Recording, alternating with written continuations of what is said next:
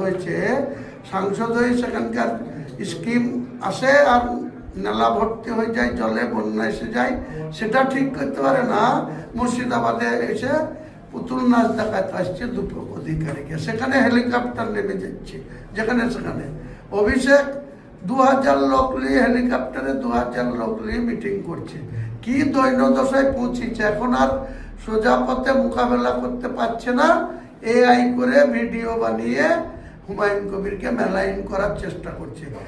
ওই অভিষেককেও ছাড়বো না, মমতাকেও ছাড়বো না, কুণাল ঘোষকেও ছাড়বো না, ববিকেও ছাড়বো না।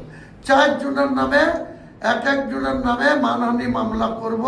প্রমাণ করবে আমাকে যে বিজেপির কোনো নেতার সাথে আমি কোনো লেনদেনে আছি, কোনো জায়গায় একসঙ্গে এক ফ্রেমে বসে মিটিং করেছি, কোন হোটেলে করেছি, না কোন রেস্তোরাঁয় করেছি, না কোন পার্টি অফিসে করেছি, প্রমাণ দেবে। তা নাহলে একজনের বিরুদ্ধে মানহানি মামলা করব এবং তাদের বিরুদ্ধে এই মিথ্যাচার করার জন্য আরো মুসলিম ভাইদের কাছে যতটা আপিল করার দরকার, যতটা অনুরোধ করার দরকার করব।